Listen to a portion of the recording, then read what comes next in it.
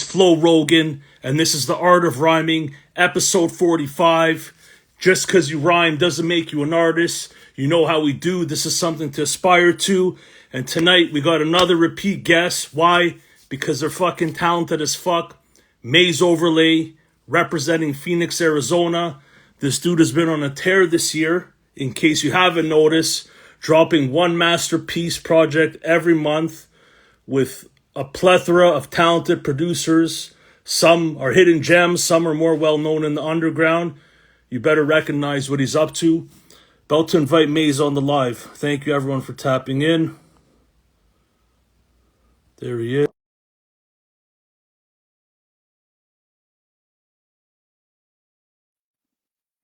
We got Tiff, Ava Levy. Thank you for joining. Eric, Maze should be jumping on any moment. There he is. Maze, I see a wall, bro. Peace, mate. Oh, there you are. How are you, man? Good. How you doing, bro? Doing good. Doing good. I thought maybe you had your camera like the wrong side of the phone on, but no. Just keeping you on your toes, bro.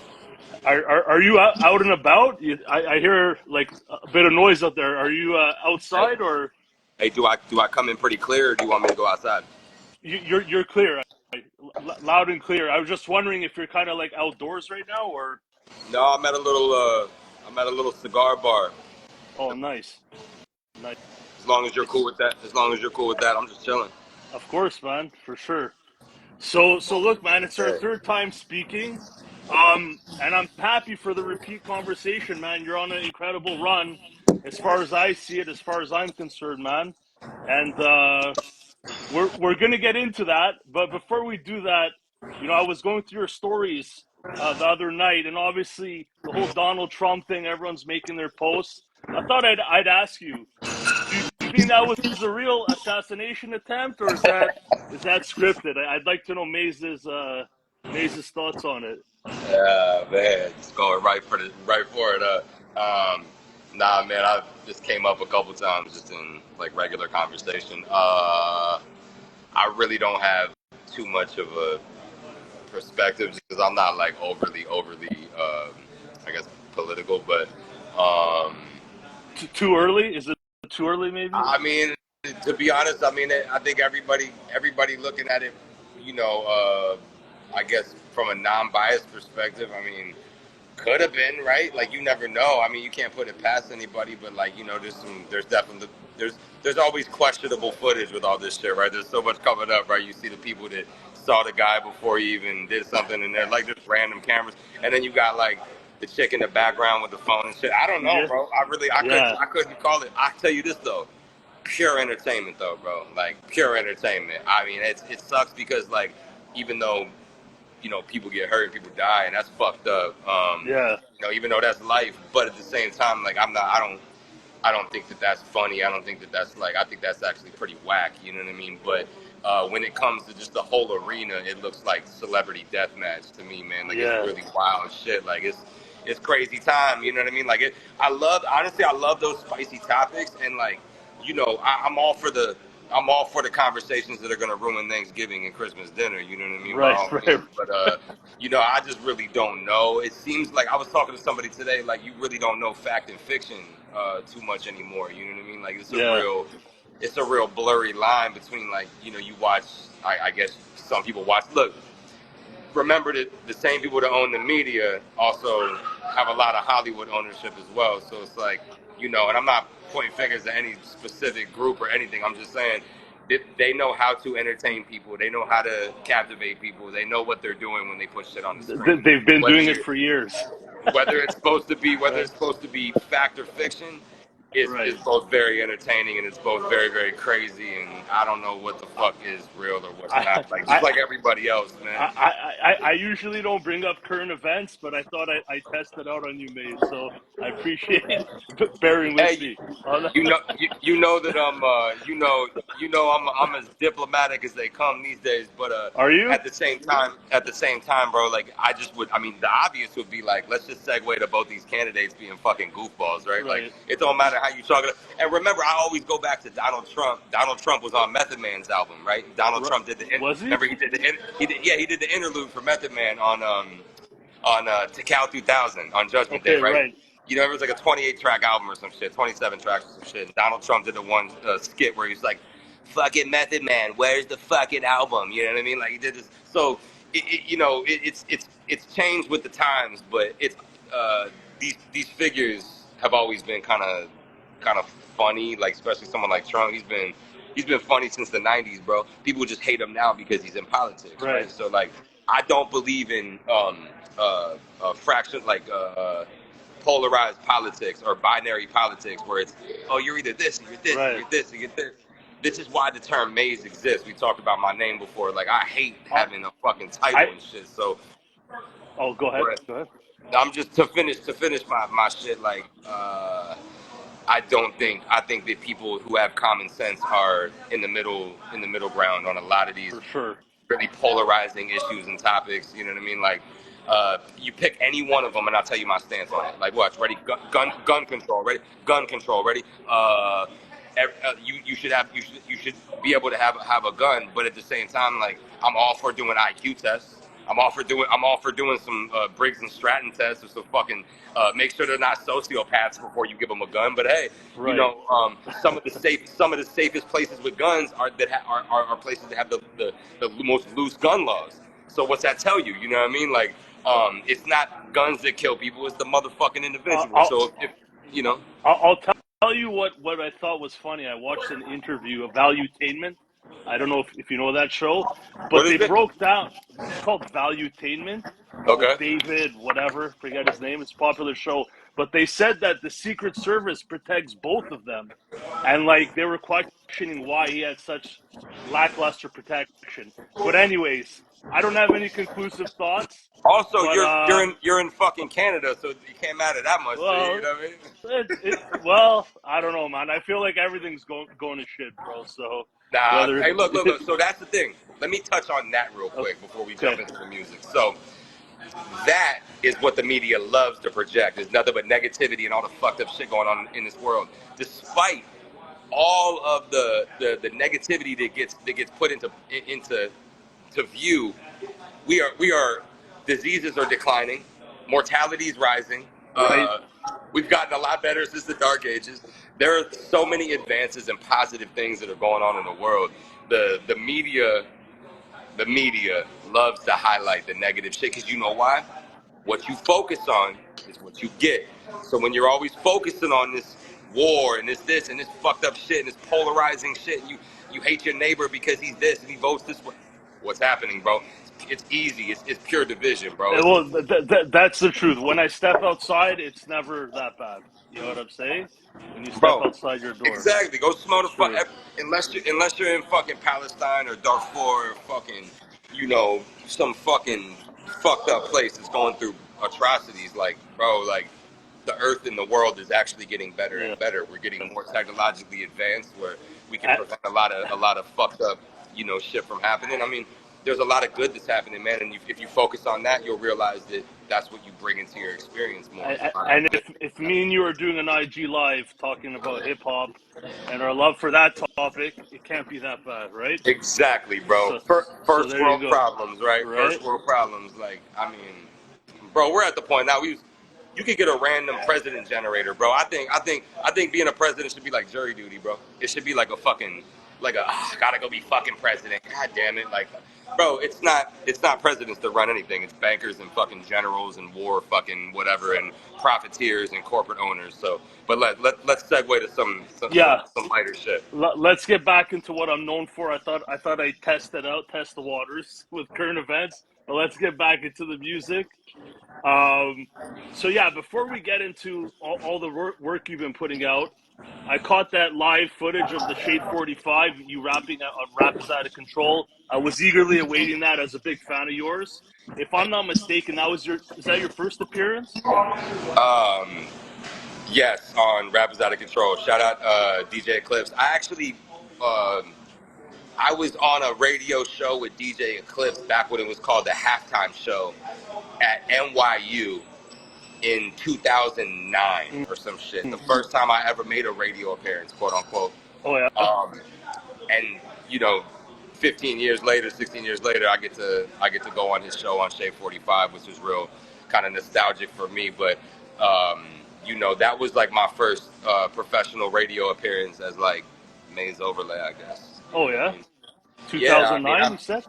I've never, honestly, bro, like, I put in a lot of work and a lot of songwriting, a lot of recording, a lot of shows, a lot of performing when I was in Los Angeles, performing in Phoenix, and every time I go to New York. But I haven't had like an excessive amount of radio appearances. Like that really was like, I mean, it's like my second one, man. Dope. Like, and it was both with the same DJ. It was his show both times, which is kind of ironic. Wow.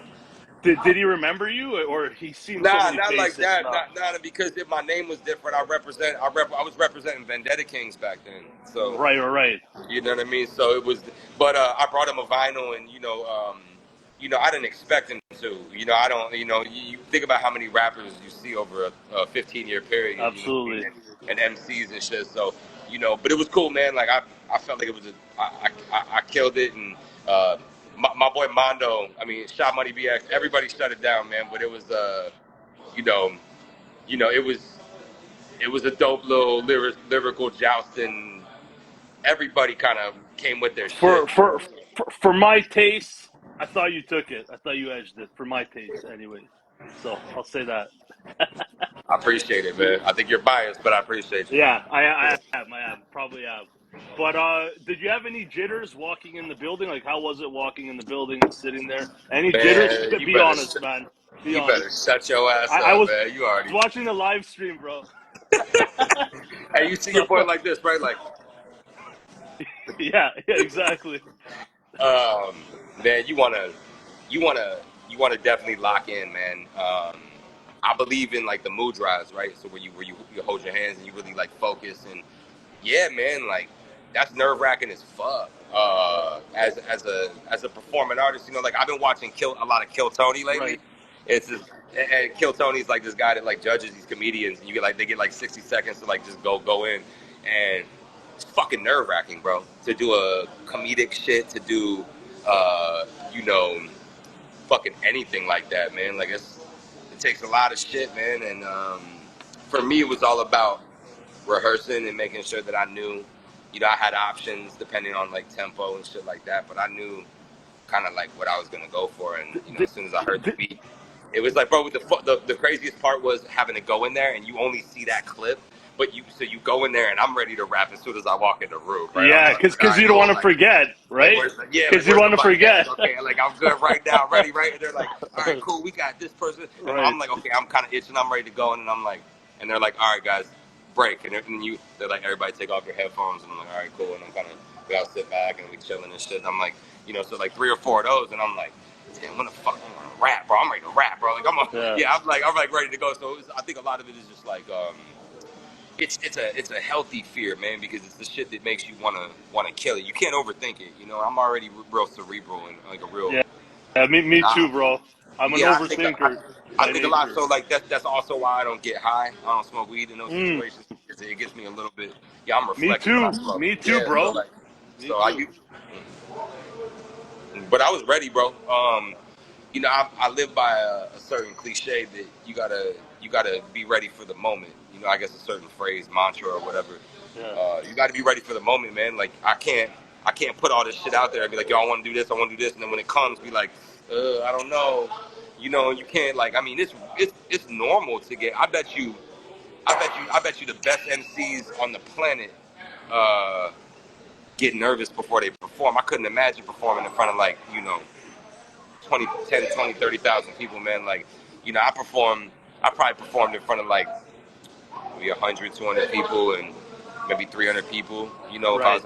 I've opened up for bigger artists, so like I've had a nice sized crowd on a couple of them. But it's that alone is like, damn. I think more than anything, I just don't want to let myself down. I'm my biggest critic, and I never go look at footage and be like, oh shit, I fucking absolutely murdered. I'm always like, I could have been better. You know what I mean? And I think like that's that's just how I see it, you know. But just going back to the nerve side of it, like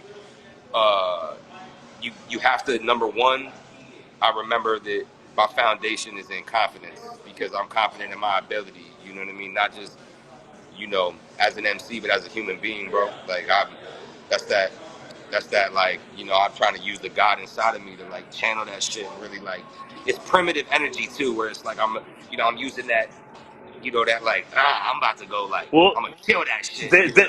they say if you don't walk to the octagon, we're talking MMA with jitters, something's wrong. Like if Right, you don't right. have any jitters, so it seems to line up. You know what I'm saying? I think With what you said. everybody's anxiety and nervousness comes out in different ways, right? Like Mike Tyson was nervous, bro.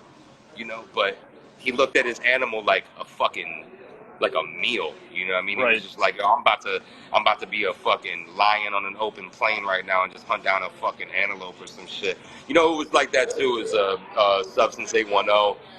He took performing very seriously. When I first met him at Supply and Demand, he was very like, you know, didn't want to talk to people, was very serious. You know, I'm very serious about the craft in a lot of ways. I love to have fun and I love to, you know, let loose and I love to enjoy the festivities, but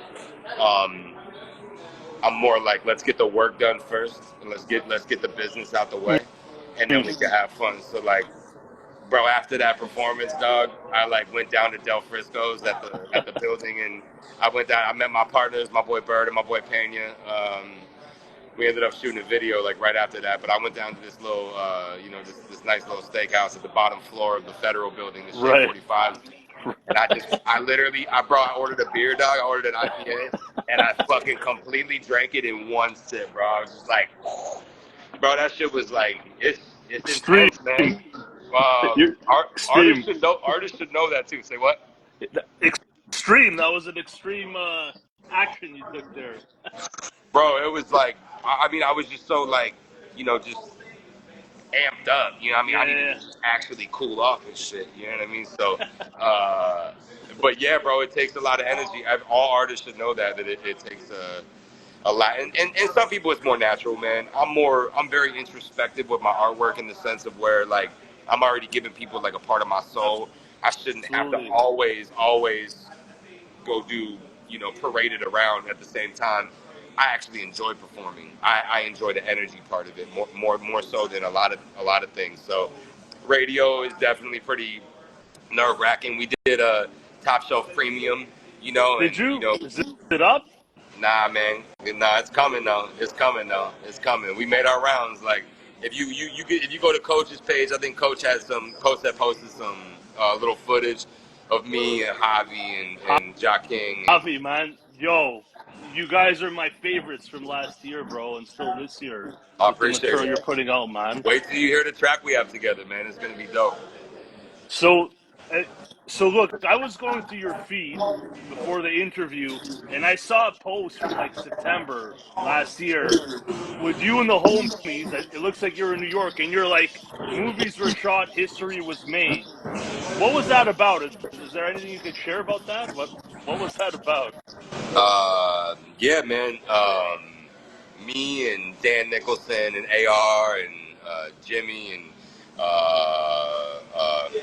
my boy Bobby, Tater Crown, Death Child. We went all out there and like we basically linked up at the Thousand Word show, and it ended up getting shut down. So because it was just in the Bronx and Okay, it was it just was rough. about that event, about that. Okay, gotcha. Yeah, Got it. it was at the cookout too, I believe it was, if I'm not mistaken, and uh, the one that got shut down, you know, and there was everybody was there, you know, and you know how these events are, they're like little Yeah, underground all-star events and shit. yeah. And we decided, Coach, my manager was like, you know, Coach the God obviously was like, hey, I know somebody with a studio right across the street. So there's a studio right across the street. We all were like, all right, I'm trying to get busy, you know. So me and Dan was like, we'll split the studio. Let's get it. Right. So we rented out the studio for a couple hours and we made a crazy ass track. It's not out, but we made a crazy ass track though. It's got like a bunch of MCs on there. A lot of people were in that room. I'll just tell you, the people who were in that room: Javi, Jai, Mondo Wow. Slade, uh, Miggs was in there. This dude from Philly was in there. There were so many people in that room, bro. Boo Boo the Prince was in there. Dan Nicholson, myself, Tay, all I, the Arizona boys. It was like I, five. There was like 5 or 6 Arizona boys like that came out together. That's why it was kind of a thing. You know got what I it. mean? Got it. It was like a movie. Got it. I Yeah, heard about yeah, that yeah, yeah. session though. I'm waiting to hear the output of that. I'm waiting to hear the track. Oh yeah, So yeah, yeah, yeah. No, no, no. Dan has it, so you got to hit up Dan good. Nicholson. Uh, yeah, shout out Dan, man. Shout out Underdog, man. AR just dropped a project. AR just dropped something with Michelangelo. He's got a couple projects out. He's got a project called This Thing of Ours, and he's got a project called They Even Doubted Jesus. Go check for AR shit, man. Right. I'm always gonna plug my Arizona guys, man. So, but that was a pretty historic thing, man, for us to go to the Bronx like that and make that track, and yeah, that was fucking cool, man. That was a That's really cool experience. That was it's definitely historical. it's dope when music can take you places. Absolutely, man. That's dope. So look, you also made a post end of last year. Let's get into the meat and potatoes. You're like, next season starts now. I want to ask you, what did that mean? Of course, I think I know what you meant. I think we could see, but you tell me, what That's did you funny, mean when you man. said next season starts now? Well, first of all, I'm obviously just quoting my mentor, Kobe Bryant. One of my greatest mentors, man. I talk about probably in a few different interviews how I look at Kobe Bryant as more of a like I listen to him talk more than I watch him play basketball, even though he's my favorite of all time. And I'm biased as fuck, but I don't give a fuck. Kobe is the greatest to me, and what that meant is like he had taken a loss, and fuck, I can't remember who it was. I want to say I can't remember who he lost to, but he was just like they were like, "What are you gonna do?" Uh, the responses are so crazy. I was actually listening to a comparison of LeBron's response to losing and Kobe's response to losing, and Kobe's response was like, "Next season starts right now," period. So for me, I feel like last year there were MCs who had better runs, like even some of my favorite MCs on the top, you know what I mean? So I hold myself to a pretty high standard. It's almost like an impossible standard, but like that to me is my way of constantly pushing myself to be the best artist I can be and continue to grow and evolve no matter what my age is, no matter what the fuck state I'm in. I can always push myself to get better and better. But what it means for me is that I wanted to set myself up to win the chip. I'm trying to win the chip. I'm trying to be the best. I'm trying to be the greatest. I'm not trying to be number two. I feel like you're attempting to do that when I listen to your projects, bro. You definitely spare no details in the artwork you put together, man, with your music. So I usually, for me at this point, um, in order for these concepts to kind of have their own life and be set apart from each other, you guys need to know the backstory. It doesn't I'm not just gonna put a fucking cover out and be like, I'm not even gonna talk shit right now because I'm gonna end up saying some shit that's highly disrespectful. So I have to choose my words very real wisely, bro. And I mean that in all sincerity because a lot of my contemporaries, you know, I respect what they do, no matter what. I still feel like nobody does it how anybody else does it. I feel like I do it on a level with attention to detail and meaning and intention that separates myself from the rest of these I fucking rappers, bro. I see it. Of all the artists I've interviewed running my platform last 2 years, you have the strongest vision going into your projects. Like I'm riding around, man, and that's some of my favorite time when I'm solo, just driving around at night through the city. I threw on Peep. That's the album produced by War Season. And I was like in a fucking movie, bro. Like the albums you make are movies, bro. That's the way I look at it. You know what I'm saying? So I'm just sharing the video right now. I appreciate no, y'all. yeah, go ahead. Go ahead. Take your time. I Tiff is saying yes, so Tiff understands what I'm saying. So I'm gonna shout out people that are haven't with seen us. any comments. I think my shit's actually I think Oh yeah, my we got 13 people in right now. Big Wax, Carving Shed go Studios. big Thank you whack. for joining. That's my boy from B AZ, man. Green, I just linked with William, him. good game. Nice. Thank you for joining, William. Big fan of the show. Jay Howard, bunch of others. So yeah, man, let's run things down. So last time we chopped up was 8 months ago, and here's what you dropped. So that would be about October, I think, November. Here's what you dropped since then. Equivalent Exchange, produced by Wino Willie, Yep. fucking grimy ass album, masterpiece. That was near the end of 2023. You got Nightline with War Season, produced by War Season. That's a movie. Thief, produced by War Season. Of the two, I thought Thief edged it. It was flawless. That's a movie. You got French Laundry, produced by Machacha. I listened to it a couple weeks ago on first listen. I was like, yo, this might be my favorite album this year. Literally on first listen. Thank you. You got Medium Raw, produced by Observe since '98. And then, is it tomorrow you're dropping Eternal Summer, produced by Bishop? That's right. That's right. Yeah, man. That's a crazy run. If you need a One more. moment, just let me know. No, you good, bro. Yeah? Okay, cool, bud. Yeah. So So yeah, tomorrow, Eternal Summer, man. Let's touch on that. Let's talk about Eternal Summer. I want to talk about Eternal Summer, bro. yeah, let's do it. Because I know you always Go are ahead. interested in the creative process. So please, what's on your mind? Come on. You want to jump to Eternal Summer? You want to jump straight to that? I All right. mean, what's your itinerary? I'm not going to deviate from your flight plan, Captain. Like, let me know where we're headed. I mean, All right. We're gonna get there. We're gonna fully break it down. I promise, bro.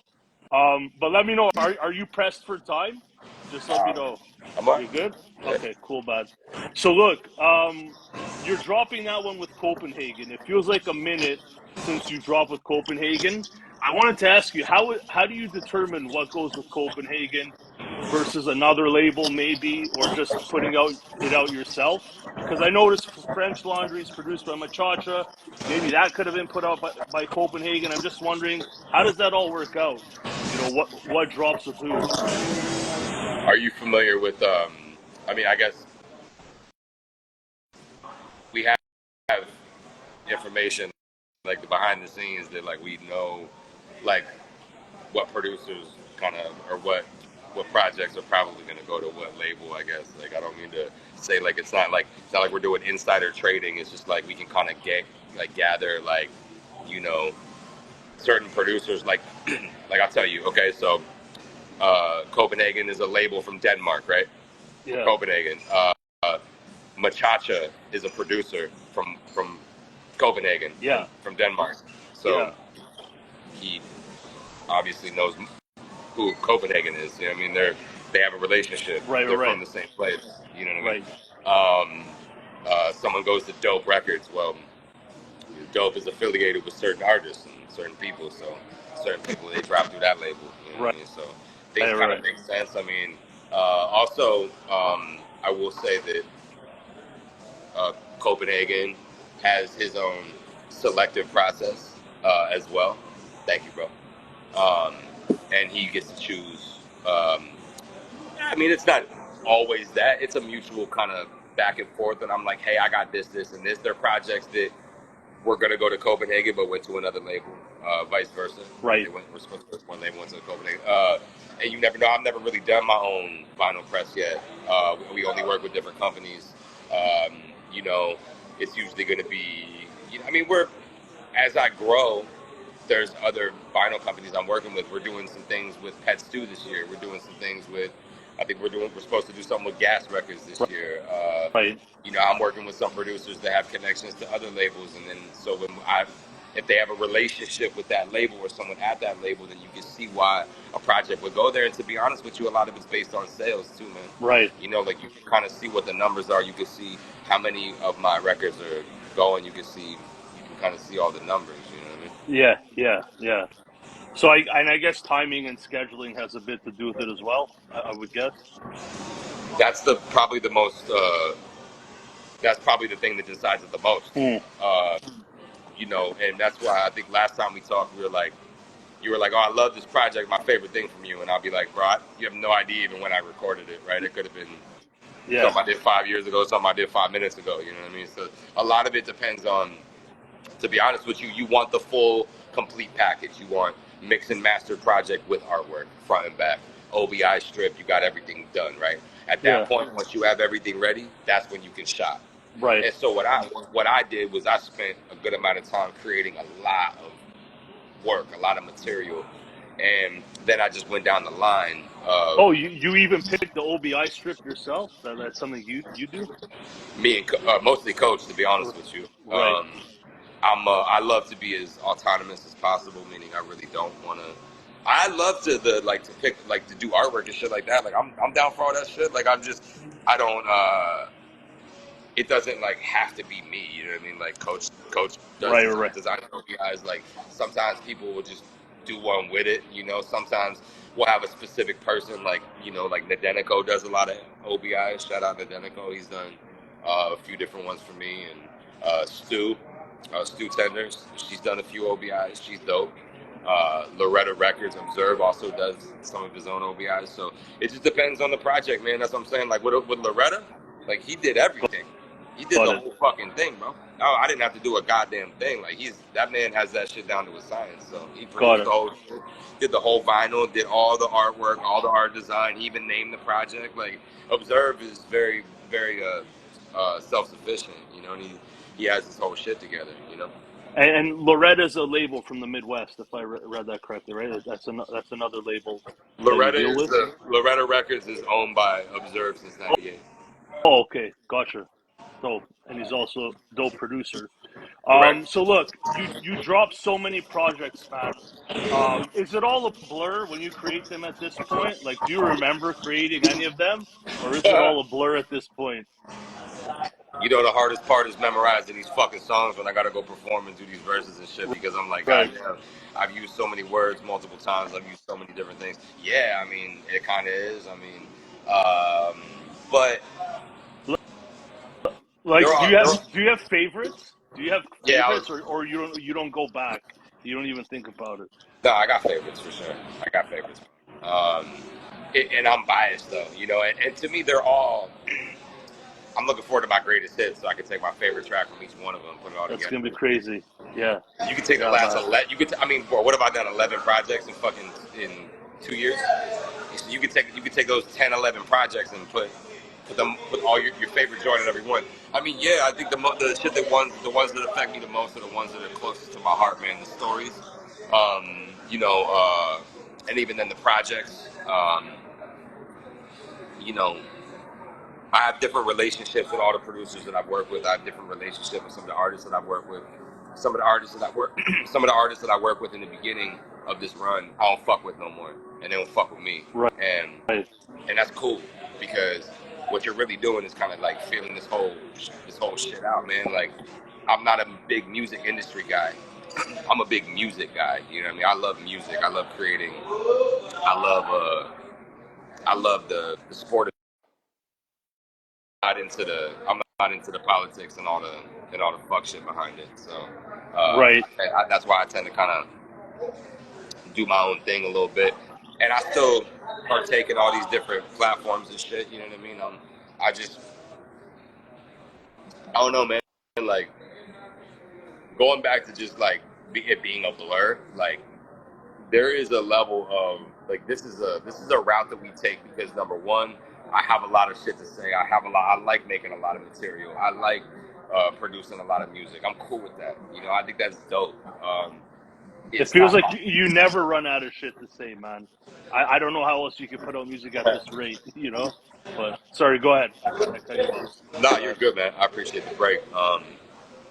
I do feel like it's a little overkill. If you want my personal opinion, I think that the at this day and age, the fans demand so much, and it takes so much. But at the same time, I look at people like, you know, fuck, how many mixtapes does Gucci Mane have, bro? How Right. many fucking mixtapes does Lil Wayne have? I'm not gonna sit here and complain and be like, oh, I had to knock out 20 projects. Well, Right. I can tell you this, like, I will unequivocally drop a project a month for the next year, and still.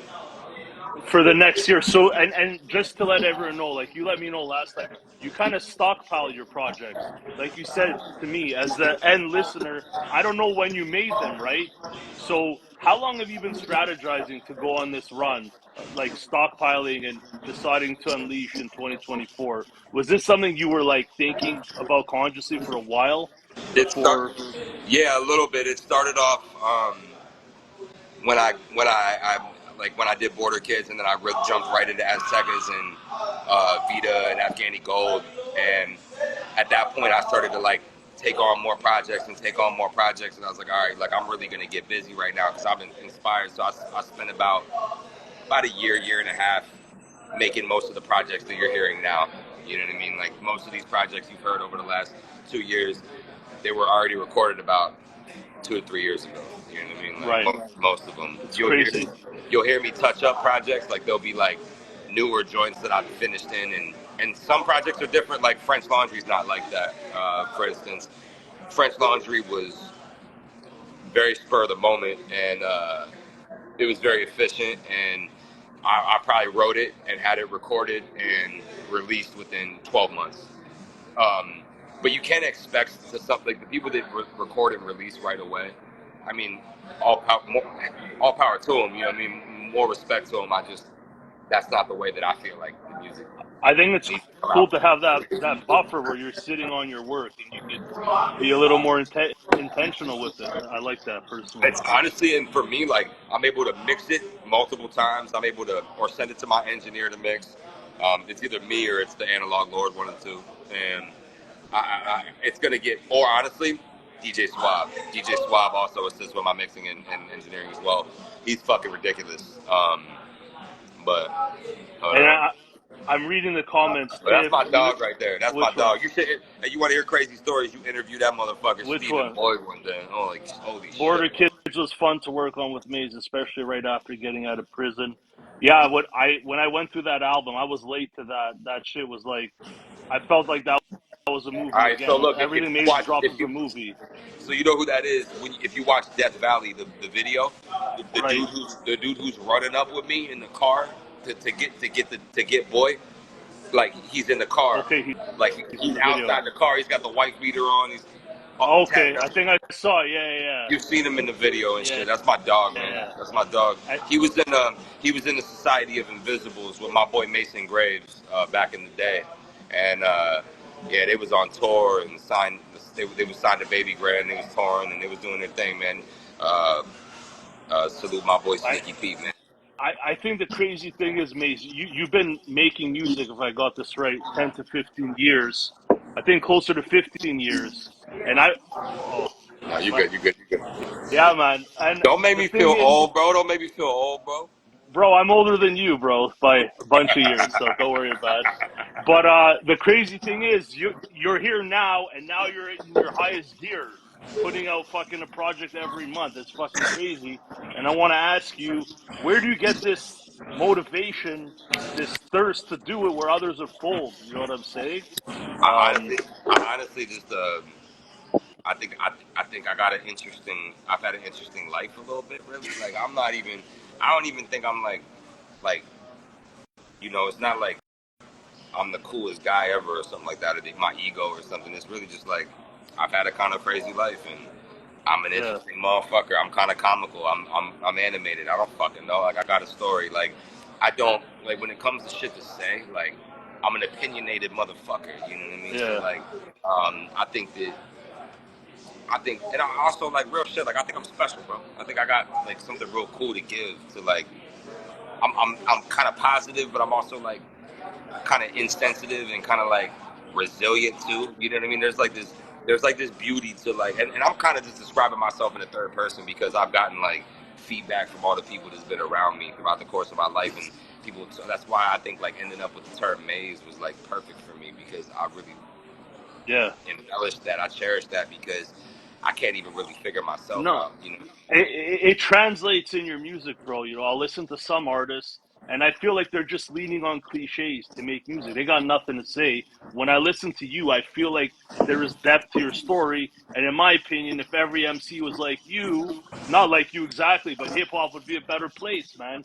People got depth. People got something to say. Personally, man. So yeah, I appreciate it. Like that to me is like I've always kind of had like a thing about like culture and like just trying to you know I really think that there's this balance of like making music that like if my life was sheltered and I was way more like I didn't do all the like I guess the crazy shit, I would still have something to say. You know what I mean? I could still have great points to make. You know what I mean? But I think when you look at people's lives and they go through so like tough or crazy shit or wild shit or whatever interesting shit, then they tend to develop like passions and they may be really outspoken or really. You're forced to develop opinions on difficult subjects. Is that a fair? I've also like wanted to, you know, I didn't graduate, I didn't make it out of 10th grade, you know what I mean? So I was really like, but I learned to fall in love with knowledge. I really fell in love with information, and I wanted to educate myself so I could better like communicate like what the fuck was going on and what I really thought. And to be honest with you, I ended up finding a pretty accurate, I think, worldview and a pretty accurate belief system, man. Like, and you know that's kind of what allows me to have peace of mind and like, you know, be comfortable with myself as a human, and then that better lets me express myself to the people, you know, because what the people want genuinely is the authentic you. They don't want you trying to be anybody else or anything. And we all have influence, bro. There's always going to be influence. We wear fitted hats, okay, because of the culture, dog. Like that's influence, but we all represent something different. You know, the color, the team, the you know the idea behind it. It's all very unique. You know, our style and our fashion and our salute and our all the shit that we gain. It's like we get to pile it all together and then express it back to people, man. So tapping into one element of your life. So the project you put out, Medium Raw. So you're a food connoisseur. We didn't really get into it, but it's a reoccurring theme in your music, food, right? Can you tell us your connection to the food industry or being a chef? I didn't quite uncover it last time we spoke. A little bit for sure. I'm not gonna go like all the way, you know, but I will tell you like the foundation for me.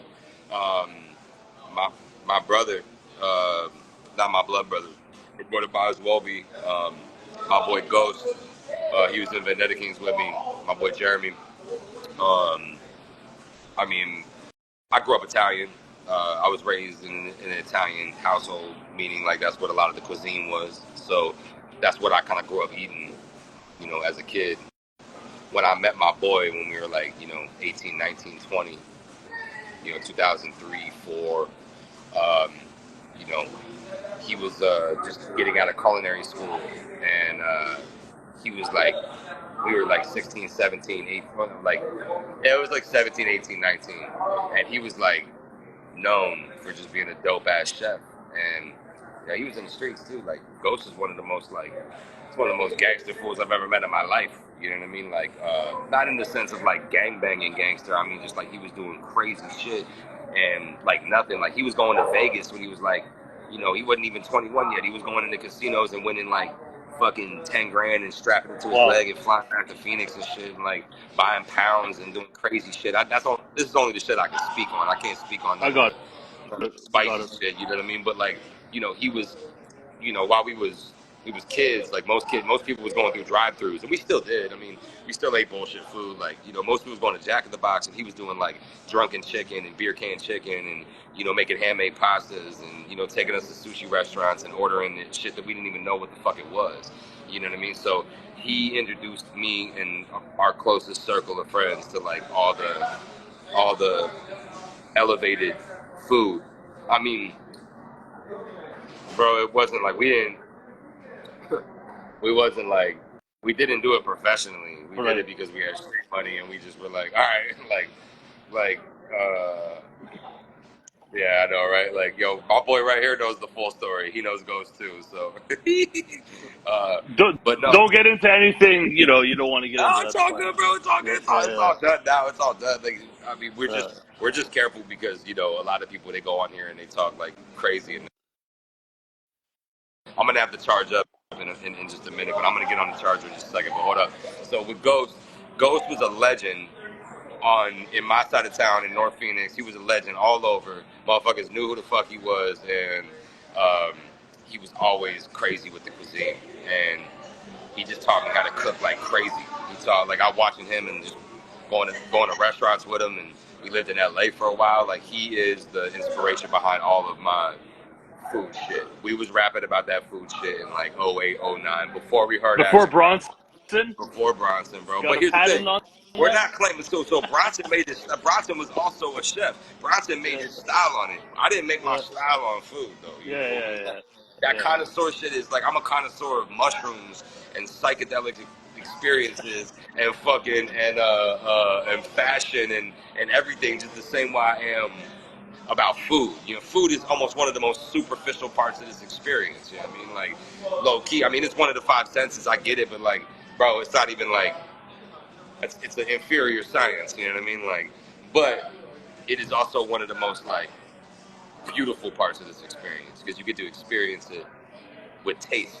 You know what I mean? So the older I get, whether it's like what I have done for a living, what I learned in school, or what I learned doing, hip hop, or even being an MC myself, there's parallels to everything. What are the parallels between food and making music, man, for you? The process, bro. Mise en place. You got to put everything together. You got to put everything together. Hold up. Let me give me 1 second. Hey, what's good with you? You all right? Can I borrow a charger real quick? Yup. You got one? Bet. Live shit right here. Hey, you Let's know, take a look. Tiff still in I the should have got a building. charger real quick. Steve Boyd, he cooking cured my gout, my goat. What is that? So look. Yeah, so the parallels between food and making music. All right. So look. Number one, the process. You gotta get your canvas ready. You know what I mean? You get everything in its place. So for me, that's what. Thank you. Huh? Nah, I ain't got that. I'll sit down there too. I don't give a fuck. Yeah, yeah, here. Plug me in. I like how Maze is taking over the cigar lounge Nah, with the interview. That's so. these are my people though, bro. My boy owns the place, so Oh, it's all good. nice. Are you in a private room or like a private area? Nah, it's not like that, bro. It's just it's a nice little spot, but it ain't like that. Like I'm not coming in like Winston Churchill and shit. You know what I mean? Get me in the private room, please. Thank you, thank you. And we're back on. There we go. 7%. Fucking iPhones ring. You know why? Because I gotta fucking get a goddamn new iPhone every fucking 10 months and shit because this motherfucking updates don't be working and shit. God damn it. See, that's why you talk. I'm dated as fuck, man. If Coach was on here right now, he'd be there. Fuck. See what I'm saying? Look, I even spoken. As soon as I fucking said it, he's in here like, come on, bro. Cut me some I, fucking slack, I, man. I got two phones, a brand new iPhone, and then I got a phone with like tape holding up the button, bro, all broken with all my music shit. I'm fucking too lazy to move it. So look, like when you get a project together, just like when you cooking, bro, like you gonna get all your ingredients, get all the beats together. Right. I usually start arrangement as soon as I get the beats. Like literally, as soon as I get the beats, I'm like, all right, I can tell what's gonna be early. I can tell what's gonna be later. I look at it like a movie, right? You're gonna have the intro. You good over here? You good? You don't mind me, right? You good? You playing chess or something, huh? I already know. Oh, you watching some Trump shit, huh? I fucking knew it. But look, you get everything together. Music. You know what synesthesia is, bro? You know what synesthesia is? I don't. Synesthesia is like when you can kind of hear music and kind of see a color or something, right? So like that's how I pick album covers too. Is based on like kind of what it looks like. You can kind of get a feel for how something looks like by how it sounds, bro. You know, like if I played you like some Miles Davis or some John like some Coltrane or like some jazzy lo-fi shit, you gonna hear like blue and gray and dark You colors. see in colors, right? Yeah, like that, exactly. So not like Kanye talked about this a lot, Yeah. and you know, I think like when you're putting a dish together, you want the dish to be balanced with, texture, not too salty, not too sweet. Like you want it to be aesthetically pleasing when it's plated. There's all these different elements to it. Especially if you've ever been to like a real restaurant like Michelin shit like that. You know, it's a whole experience, man. And I feel like when you listen to an album, If I hear the same fucking track 11 times with some fucking cover that you got off Google, it's not a fucking album, man. Right. It's just some fucking shit you put together on your Mbox and your MacBook Pro, bro. Right. So with cooking, it requires a lot of attention to detail. You know, if your pasta is cooked a little bit too long, you're fucked. If it's underdone, you're fucked. You know, you want it al dente, perfect, right? So Got it. when I create these projects, bro, it's like reducing a sauce for a long time. It's like dry aging something. It's like, you know, like things. If you're making really good products, it's going to stand the test of time. Which is why I don't need to So put so it out as so, soon as it's so done. you one of those that'll make a couple tracks, sit on them, make some more, or are you knocking out tracks like Everything's different. Ask me about a project. Be specific. Everyone's different. everything's different? Got it. Got it. So I wanted to talk about your new project, Eternal Summer, drops tomorrow, or at least on streamers, right? Is that right? On Streamers streamers, I event. like streamers. Yeah, it's fancy Yeah, word. man. Oh, go ahead. You're good, man. We're live. It's the 16th, right? Yeah, it's the 16th. Yeah, Tomorrow's the 17th. that's just about to be out in fucking 1 hour and 8 minutes, my boy. Dope, man. I want to thank you for sending it to me a bit early. I thought it was a dope album. I thought the sound was kind of sci-fi trippy to me. I feel it represents the Arizona sound somehow. I don't know, man. Like I've been building with you for like a year and a half now.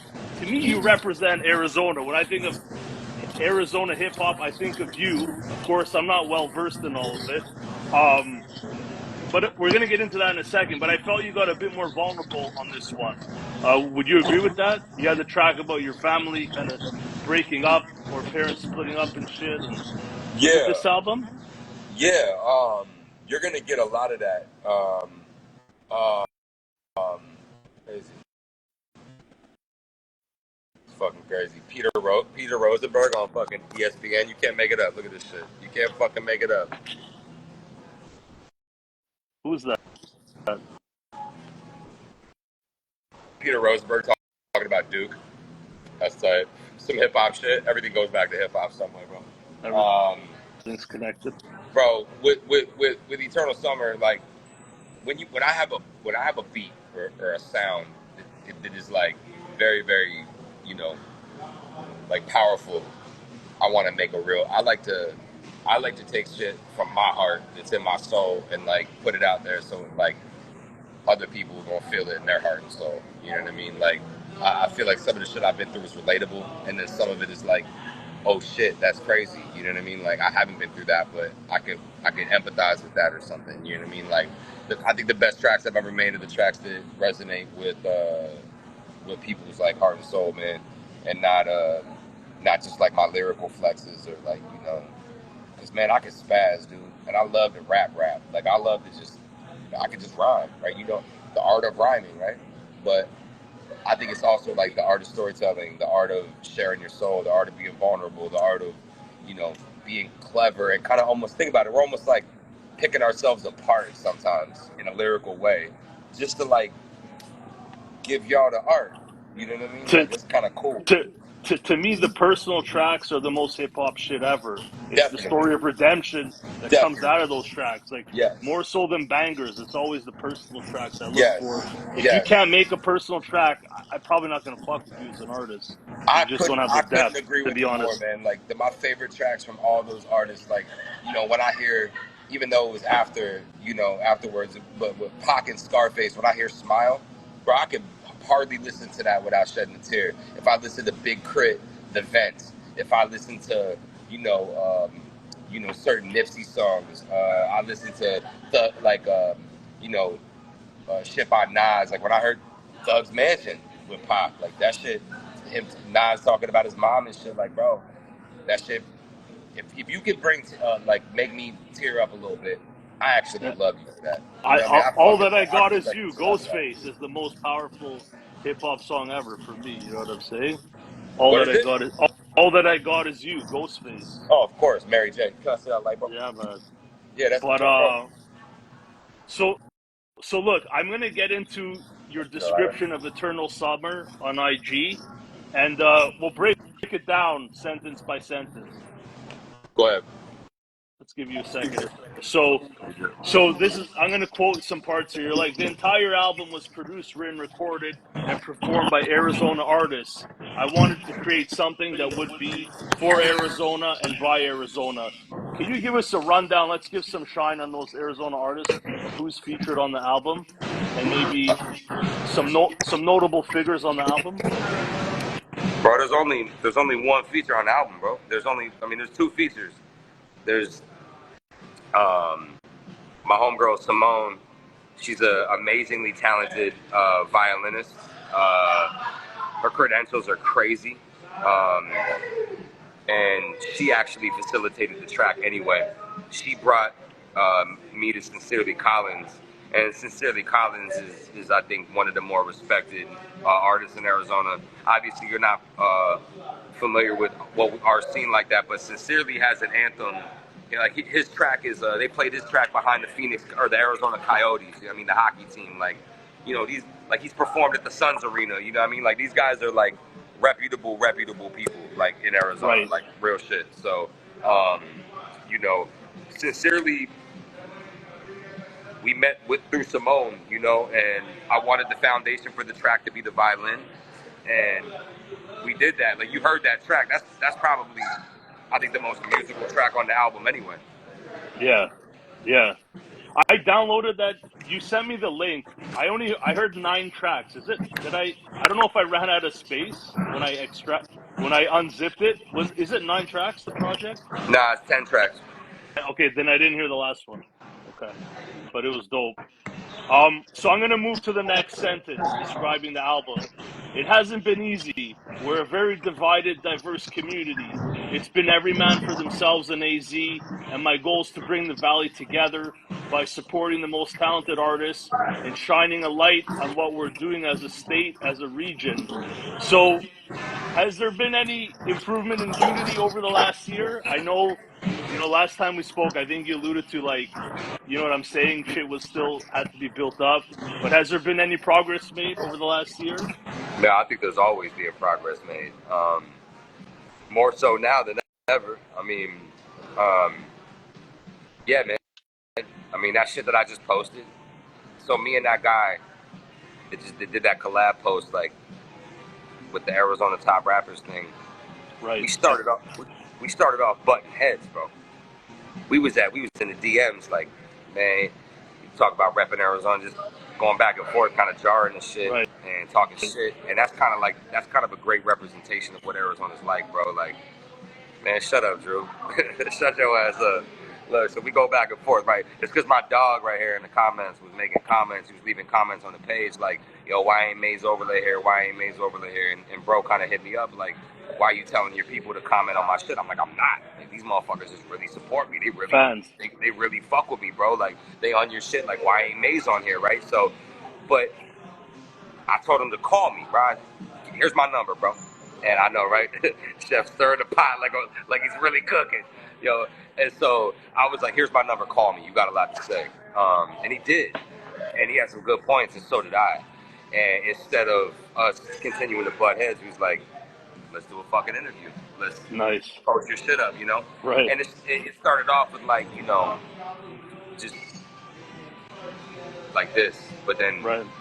people end up hearing, like, my story. They're like, oh, shit, I can't even hate on that. Like, I fuck with you, you know what I mean? So the most talented in Arizona, I mean, if I had to go down the list, I'm going to forget some because there's so many people I learn about all the time, and especially a lot of the new guys. Oh, it's that deep, eh?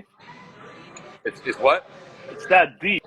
It's that deep, meaning what? That you're still learning about people coming up Oh, to the scene. it's divided in the sense where unless you're tapped in with certain markets and certain areas, like, bro, it's Right. like it's almost like the West Coast is very divided like that. So you're gonna have, like, you know, it's not all divided, but, like, you know, underground hip hop is underground hip hop, mainstream is mainstream, trap is trap, drill is drill. You know, you got some people that are bilingual rappers, like, you got all sorts of different types of shit. So, you know, some Right. not all of them fuck with each other, right? Right. Backpack rappers don't really listen to like Chicano gangster rap. You know what I mean? Like they don't always cross over. So Arizona Right. is such a mixture and such a melting pot. Like for me, I just look at like the best in every category, and not even like that. Just who's spitting, who's making songs, who's really doing it. So let's go down the list. Myself, Mason Graves, Dan Nicholson, Unorthodox, Tater Crown, Death Child, Grim Moses, you know, Daily Finesse, All right. Damon Logan, Sincerely Collins, Justice, Okay. you know, uh, my boy Westside Rondo. Bro, there's a lot of Okay. people with We, we, talent. we, we've got a list to work with. And Coach is like, Maze is the best artist at AZ, period. And I stand on that. Coach bias as fuck. Of course, of course. And to be Yeah. honest with you, bro, I ain't gonna take nothing away from me. Like, no one's doing it how I'm doing it. You know, I'm doing it different. You know, I'm doing it my way. And some people in Arizona love it. Some people hate it. You know, what the To, fuck you gonna do? Like, to me, I see that difference on an international stage. You know what I'm saying? I'm from Toronto, but I'm talking to artists from everywhere, and you stand out to me, man, stylistically. So yeah, man. So so most of so my fans don't even give a fuck where I'm from, bro. yeah. Coach is like, I'm not biased. If you wasn't, we both know I would say that. There we go. So look, just moving along here, you also wrote that you've spent 15 years trying to define this sound. So to me, you were already the embodiment of Arizona hip hop from what I know of it. You know, from what you're my entry point. Are we good? Yeah, you good? You good? Um, but what makes this album your most Arizona sounding album out of all your albums, man? I think more than anything, the actual sound of the production. When you hear music, it's been hard for us because we don't necessarily want to sound East Coast or West Coast or South because we're just we're a hybrid, man. We're a blend. It's different. Um, Right. so more than anything, Bishop is the most Arizona sounding producer to me. Uh, you know, I'm not trying to emulate a certain sound. We're trying to make classic sounding shit based on my own judgment, you know, based on our own judgment. Bishop uses bassists and instrumentalists and singers, and he has a unique way of sampling. We're actually just really getting into like doing our own shit lately, where it's like not sample based, like fully. It's either going to be cleared or, you know, we want publishing, man. We want to own this shit. You know what I mean? So, but Bishop is able to incorporate like the sound of the Southwest, bro, and I don't know how to fully describe it. I can tell you it has a I, little. I feel like it sounds like the Southwest, but to me, it's not like as It's if you're in a open. desert tripping on shrooms or some other hallucinogen, and you're getting like spaced out sounds, man, and like trippy vibes. I don't know. That's how I call That's it. that's the thing, man. Like we rap on East Coast beats. We Right. rap on Southern style beats. We rap on trap beats. We rap on drumless beats. We rap on, you know, or loops or whatever. We rap on, at least me. I can rap on all these different styles of beats. When Bishop gets down, Bishop drums knock. It's always dope. Bishop can also make a little bit of everything, but me, I like to make man, like if I had to, I just don't want to I don't want to put a title or a finger on it because then it's going to sound like I'm emulating shit and I'm not. It's just there are albums that I look to and I'm like, yes, that's it. That's that. It is a little bit of a West Coast sound, but it has a little bit of that East Coast influence because you got to remember a lot of us are transplants, man. A Right. lot of us, and I feel like it's normal for New York to influence any hip hop artist because it started in New York. You know what I mean? Yeah. Like period. So, you know, but yes, I do think this is the most Arizona sounding album that you guys are gonna hear, not because of content, and that's another thing, subject matter, bro. Like Barclays, Seasonal, AZ Aliens, uh, you know, there's songs that are outside of the concept, like alignment, or yeah, we spelled it alien, but alignment, right? Like, you know, it's more of a song that's more just designed to be like universally dope. That doesn't have to be an Arizona-based record. You know what I mean? That we're not really rapping about Arizona like that. You know what I mean? Like some Sidewalk Surfer. Dope Sidewalk Surfer is a famous. tune. That's one of What my up? favorite tunes. You good? Yeah, man. Sidewalk Surfer is you're a little blurry right now. Just making sure I'm good. Am I good? Yeah, I could see you. Sidewalk Surfer is a famous skate shop in Scottsdale, Arizona, in South Scottsdale. So it's like, you know, and I've made it in entendre, right? A sidewalk surfer. I mean, listen to the track. You know what I mean? Like, God is listening. It's about my family. So if you want to, if you brought up Ghost, right? Go, the fourth verse. It's my mom, my mother, my father, my sister, and then Ghost. He's like my fucking. He's like my brother. You know what I mean? So Yeah, yeah, he's my boy. Coke is Not like the the Canadian connection is He getting said, he crazy, said, not dog. the French connection, but the Canadian connection. What you Yeah, want to do? You want to restart your live? What you want to do? Or you want to keep it rocking? me, I'm good. Is there an issue on your end, or? I think you look a little pixelated, my boy. You look like Duck Hunter right now, bro. Like Oh, from really? You know what? Let's just run with it. Can you hear me though? I Because hear you just fine. Yeah, you good. let's just run with it, man. It might come out okay in the end when I post it. If you're good with that, I'm cool. can those on the in the live see me, or is it blurry? Yeah. Yeah. Okay. I mean, you I look I good. I looks extra blurry, man. Shit. I might not be able to do better, so why don't we just go ahead with it if you're cool. Cool with me.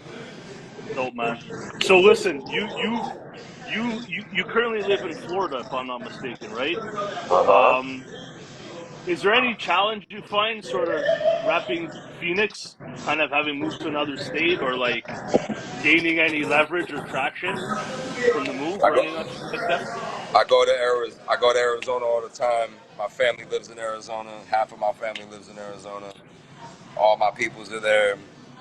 Like what the fuck? What the fuck I'm repping, man? Like what you mean? Like how you gonna take it off? You know what I mean? Like Right, how you gonna take it off? You know what I mean? Like right, you can't take right. Arizona out of me. You know what I mean? Like I honestly like I'll be the first one to tell you I don't feel like living in Arizona. Not just because of my past legal shit, bullshit, but like uh, because it's hot as fuck and I like beaches, bro. I ride jet skis and shit. I'm sure I could go to lakes and shit, but it's just not really my thing, man. I Right, prefer beaches. You know what I mean? Like it's more lucrative for me to be out here, man. That's all it is. right. My boy, can I So grab one look, of these from you? Go ahead. if it's cool with you, I'll quote a couple bars, and if you're cool with that, if you still got the time, No, I'm and maybe good, bro. get you to break it down. So you got a track on Peep. Track is called Secrecy. That was with Vega 7. That was one of my favorite Oh tracks on the shit. album. Here we go. You ready? So you're like, closet full of skeletons. I see insecurity talking about my melanin or lack thereof. They fear is love. I got plenty of it. I'm a Louis 13 to their Henny budget. I just wanted to ask you, 2024, how big of a challenge is melanin for you? You know, or is there are people discrediting you in 2024 because of stuff like this? uh, I think at this point, probably not. I think there's always going to be the stigma, the white rapper or whatever, and for me, that's personal too, man. Like you're hearing absolutely like, not that I take shit personal. I mean, we all do at a certain level, but like, it's more about like, um, if you still judging people on surface level, that's out of fear. Yeah, that's not. Yeah, no, That shit is whack. So like, it's really like I think my desire for people to look at people for who the fuck they really are as a human, not how much melanin they fucking have. right, yeah. No, honestly, even me aside, like melanin or not, just me being a new face, it took me a while for people to even respect what the fuck I'm doing and what I have to say. You know what I'm saying? So, but I think that's also standard, just with with being relatively new. I've been doing this for 2 years, but yeah. So I'll jump into another quote from the same track. Really dope track. You're Hold like, up I though. Hold see. up. We didn't finish that one though, man. All right, let's go. Sorry. But like the most important part is uh, when we talk about this connoisseurship. You know, I am Louis the 13th to your Henny budget. Like if you look at it on a surface level, right? I'm like on the top shelf, and that top shelf is also knowledge. You know what I mean?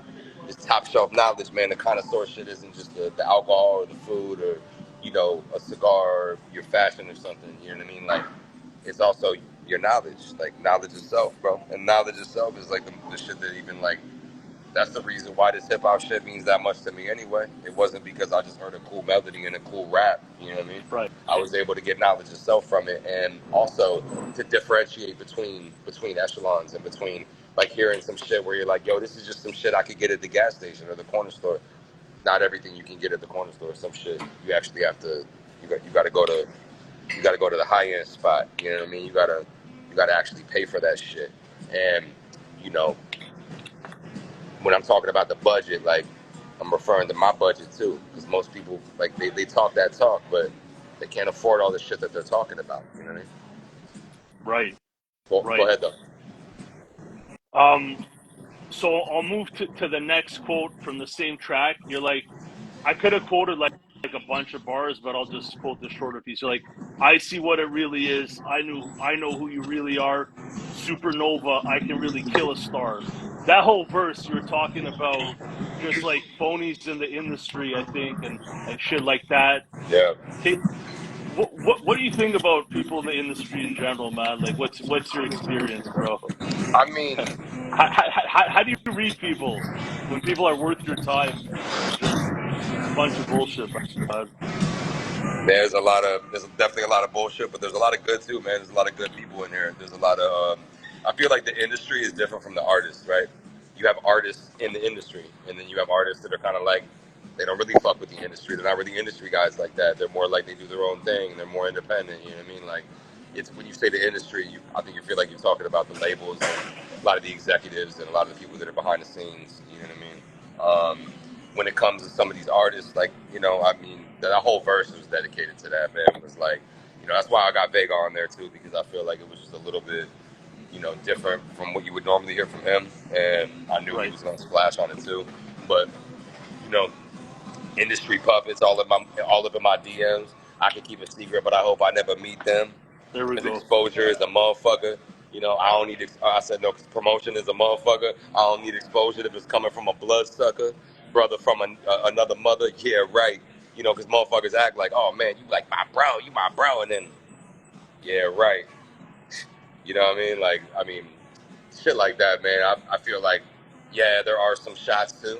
Like, I don't really do subliminals. I do general statements, right? So if you're doing bird shit and you're doing bird behavior and you're doing some fucking lame shit, I'm aiming it at you too. Maybe you don't do lame shit all the time, so don't take it personal. Like I said, if the shoe fit, or like if the let's say if the shoe fits, lace your boots up, bro. Like I don't give a fuck. Like I don't. Sometimes rappers say shit and it applies to me, and I'm like, damn, that's kind of like maybe. Stings. It stings a bit. Maybe I need to fucking step it up. Maybe I need to do something better. I don't know why I take it personal though. Because if I respond to it, it's just me projecting my shit. You know what I mean? Like, so I kind of seen like a lot of people are. Well, I mean, Coach loves to talk about the smoke and mirrors. So, you know, it's real, bro. A lot of the shit, multiple people you interview, whatever, people project themselves a certain way. They wear certain clothes with certain names on it. They go to certain places. They do this. They do, and majority of that is fake as fuck. Like they don't even have anything. They're like check to check, renting shit. Like I'm not shitting on people because we all started somewhere, bro. When every time I got out of county, I had $0 and nothing. So it's not talking shit, but it's like when you rap, I feel like you should be able to tell a story. You should be able to talk that shit, and also kick a little bit of knowledge yourself. Give some culture in there and be fly as hell, but also like it doesn't have to come with the extra ego involved where it's like, nobody can do what I do. I'm the GOAT. I'm this. Fuck everybody else. Nah, man, it's just not how it works. That's why I'll never really be the typical, like, oh, you a rapper. Nah, man, like Coach just said, most of these rappers are full of shit, bro. Like, and that's why I don't really hang out with rappers all the time, bro. Like, Right. I don't discriminate. I hang out with everybody. I'm just saying, like, but rappers, like, you know, a lot of these dudes come from the streets, bro, and we had to survive in certain ways. And you know, the industry is full with a lot of these people. The industry, I really refer to like people that are like actually in like fucking with labels and doing shit like that. The Right. underground industry is its own little thing. The lane, as I like to call it, but yeah, bro, I'd say 80% motherfuckers is fake as fuck. Half of them are cool. You know what I mean? Like, I'm cool with a lot of these dudes, man. I mean, I can tell you, I can shout out. Shout out to Shoddy, shout out to Ason Eastwood. You know what I Shoddy, mean? man. Yeah, I just interviewed him, man. Amazing album, Alligator Alley, man. Go ahead. Fantastic, bro. His bilingual game is cold. You already know, man. Shoddy's on his way up, man. He's got my full support. But I'm just saying, man, like you're gonna come across people that are solid motherfuckers, bro, Yeah. and then you're gonna come across some fucking absolute. And look, bro, I'm not everybody's cup of tea. Remember that shit, all right? Like, not everybody meets me and they're like, oh, this guy's cool as fuck. Some people are like, yo, this dude is I annoying. I think me and you have butt heads like in a very small way a few times, but we're cool.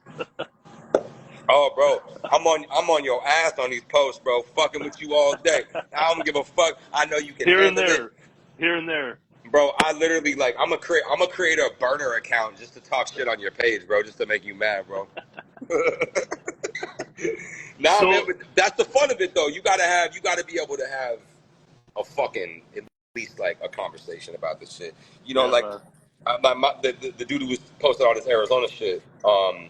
Shout out NJTV too, man. He's ended up like being a real supporter of the scene. But you know, we was just talking about like, you know, like just people that really support this AZ shit, and a lot of people fake the funk, bro. A lot of people like Coach says it like we was talking the other day. He's like, you know, a lot of people would rather be seen than heard. You know what I mean? Like people love to show out, bro, but very few people are like thorough and actually doing what they say. And, Yeah, you know. yeah, yeah. So look, I wanted to ask you about your run. We're gonna start closing this out. Thank you, everyone, for tapping in. There's people that are staying till the end, a good portion. Mhm. But look, the run you're on, like I'm a huge fan of yours. I only listen to the artists I interview for the most part, and you're right up there at the top.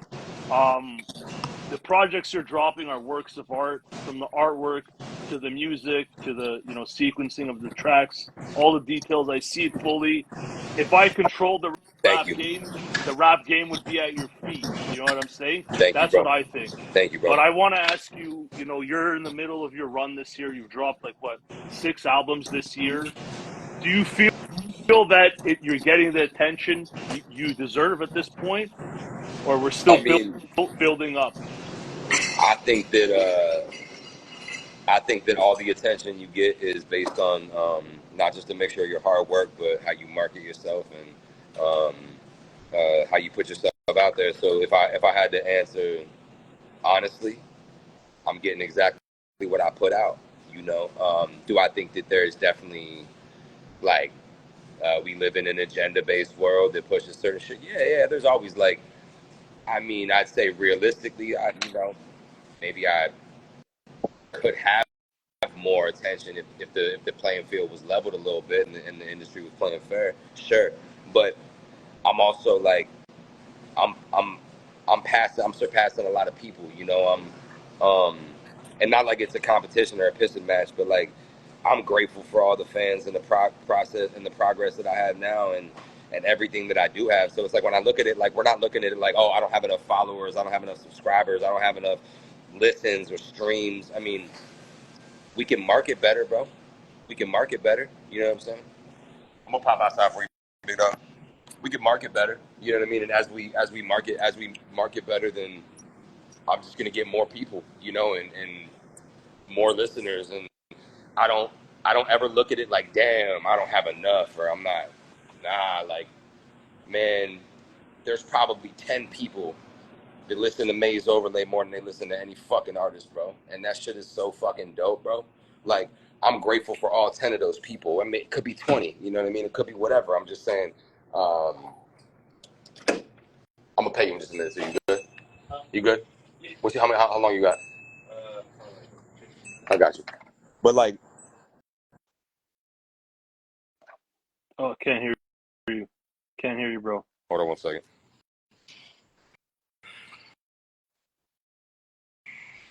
Oh, there we go. There's never an area of ingratitude, bro. Like, I'm so grateful for all the shit that I got. But to me, I could just have more. You know what I mean? I want to have more people. I want to reach more people and more fans, and go overseas and do all sorts of shit, bro. Like, there's no limit to this shit. But I think I'm getting exactly what I put out, man, and I'm grateful for that. So, I think if I continue to work hard and continue to make dope music and take it to different places, like, there's only one way to go from here, man. You know what I mean? I'm not getting any fucking worse. You know what I mean? So Absolutely, bro. So from my end, I can't wait for every single of those projects to drop. Coach said you guys got 14 to put out this year, I guess, in total by end of year. And, if you're down, maybe in another 4 or 5 months, we could chop up again in Checkpoint, bro. I'd love to. Being you're one of my favorite artists, you know what I'm saying? I appreciate it. So look, I think that's a great note to sort of start wrapping up on. Before you say your final words, I just want to shout out everyone that's joined. We got Jose, Medface, Index Numero Uno, Trizism, Hellzone. Thank you for joining, Coach. Again, thank you for joining. A lot of people in here. So, Maze, anything else you want to share with us? That dude Hellzone is a dope artist. You should check him out. I definitely have. I interviewed Andre Destain.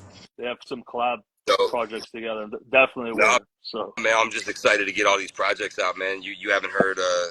I mean, the best work is coming, man. I will tell you about Eternal Summer. I know we touched on it a little bit. I'll tell you that there's gonna be multiple Eternal Summer projects. Oh yeah? Yeah, man. Absolutely. And me and Bishop, I think, like, we're creating something that's kind of permanent. You know what I mean? At least for the Valley, and I mean, we just have a lot of great shit in the works, man. Every time we drop something, we learn something new. You know, we're just getting better and better. When it comes to the process, the rollout, it's my job to make sure the music's great, and that's my main focus, is making sure the music is as dope as possible. And, like, I've spent the last few months not really making any music, man. You know what I mean? Which is kind of cool. So I go through different phases where, I'm, like, in super creation mode, and then sometimes I'm just like, I'm gonna go perform, or, I'm gonna just shoot a bunch of videos, or I'm gonna get a bunch of artwork done. Like, the music comes in all these different stages, man. And you never really know. So, all we know is that we're gonna continue to put out dope projects and dope product, and flood the market. Everything almost is getting a physical on something, whether it's tape, CD, or vinyl. So that way people aren't just getting streams and shit. We're eventually gonna get to the merchandise. That's gonna be a big venture for me and Coach. Just wanted to start merchandising Maze Overlay more, and just doing what we got to do to push the brand forward, man. He does a lot behind the scenes. Obviously that's why you see me on Shade 45 and Top Shelf Premium, and Coach does a lot. So there's a lot of progress that gets made behind the scenes. So in between albums, or when I'm not necessarily making music, there's other projects to be made. Coach is like, Hulu is next. Yeah, because we got this fucking pilot we want to shoot, man, and we got such a good idea that he actually created most of the script for, and most of the idea for, like, pretty much the whole thing. So I think that he's eager to see that manifested, and we we love the video shit, man. Are you are you a central character? Mm-hmm. Mm-hmm. That's crazy, man. I could see Big it, time, bro. big time, big time, I man. could see it, bro. Nah, for sure. But it's not like you think, bro. It's not just like some typical rap shit. You know what I mean? Like it's really Right. like, you know, we want to do something unique and something real cool, something real cinematic, man. We really love the video shit. Yeah. And Clearly, man, your videos are like for this tier, man. You're right at the top, man. appreciate, man. And that's the thing is, I'm trying to get to that next tier. You know what I mean? Yeah. Like, it's all about growth. It's all about growth, bro. Like I live by that another cliche, which is you're never too good to grow. You know, um, constantly pushing myself to get better and better. And I know I'm kind of beating a dead horse with that, but like, I want people to be confident in knowing when you hear these projects and all these shits, everything come out.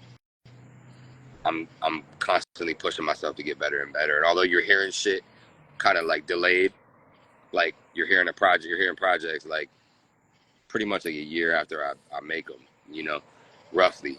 And that's probably the quickest you're gonna hear it, you know. But you know, I'm trying to keep y'all like on this trajectory of like, wait till you hear the shit that like I'm working on right now, like shit that I'm actually Right. recording Right. now, like some of the features I'm working on, some of the shit I'm working on, like it's just crazy, man. Like We're jamming to shit Maze has made like 2-3 years ago, basically a year ago. say what? That's dope. We're jamming to shit that you created 2-3 years ago, man. Yeah, man. And That's cool. what's cool is I went through a really big creative phase in certain pockets, right? Depending on like how much I was, you know, like just whatever I had going on in life, you know, whether it's work, family, street shit, like all that shit factors in. And then even just pure inspiration, bro. Like, do I feel like writing? Do I feel like creating shit? You know what I mean? Sometimes I don't. Sometimes I feel like just chilling with my kid or going to the beach or something, man. Sometimes I feel like just smoking a cigar and just kicking it, you know what I mean? And sometimes I'll just sit there and write albums in a 2-month period, you know what I mean? Like, but you're gonna hear some dope shit, man. I'll get you all the way up to the vinyl releases. So we're looking at Eternal Summer this month, and then you're gonna get 84 Testarossa, and then you're gonna get Enzo, which is like a big deal for me. Enzo's a big deal for me. It's my first project that I have multiple producers on, and I think it's some of my best work, man. And Really? Yeah. That's gonna be Yeah. Yeah, you're gonna like it, man. It's already done.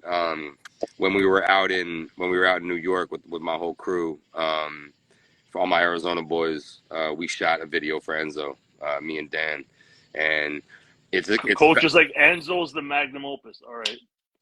pretty dope, bro. Not pretty dope. It's fire, bro. It's also like, you know, it's a transition for me, man. Like there's like, you know, I'm heading in directions that I don't think people really see coming. You know what I mean? Because it's, you know, people kind of get used to a certain sound and like, oh man, you kill this sound. They expect to hear that over and over, and they're not going to hear the same shit year to year. It's going to change every year. And I would love to get to the point where I'm only doing a few albums a year. You know what I mean? This is definitely overkill. Oh yeah, your connection's back. You good now? But it's definitely overkill, man. But that's part of the process. And yeah, just so you know, there's a few points I didn't touch on. One, we did sit back and strategize when I was making all these projects, and Coach was like, "Yo, here's how we're gonna do it, and here's, you know, here's our schedule, here's our calendar. Where are we putting what?" And it changes every fucking week, bro, because it depends on what label is it done, where's the artwork, where's this. I mean, shit is down to the wire, man. You got to think every fucking 30 days. Every fucking 30 days we're dropping something. That's crazy. The fucking deadlines are crazy. The fucking amount of just details you have to iron out to make these shits go smooth. I literally don't know how you fit all that into your life with kids and whatever else. You know, I don't know how you do, bro. Superhuman. But Maze, look, man, we could go on forever. I think we should do another chop up if you're down in a few months. Yep. I'm all for it. We're here to tell your story on this platform. And look, it's been great chopping up. And everyone, the new album is going to be on streamers 30 minutes, right? Yeah. 12 o'clock, midnight. Right Eternal there. Summer. Check it out. Maze is saying that's the sound of Phoenix officially. That's what he's been working towards. So check it out and let them know what you think. You know what I mean? Mm-hmm. Let us know what you think. So Mm-hmm. thank you everyone for joining, and thank you, Maze, once again, man. Appreciate you, my boy. It's always a pleasure. You always, you support, just like a fan, even though you a artist yourself. And I'm grateful. Once again, that we have these platforms to talk our shit on and tell our story on, man. Because it's definitely been an interesting one, man. So thank you. As always, glad you got to hear the album a little bit early. Now you get to hear it in its entirety. And I'm going out to Arizona next month. I think we're going to shoot some videos for it as well. So Can't wait, bro. yeah, man. Dope. I'll see you soon, my boy. Have a good night, everyone. Yes, sir. Peace.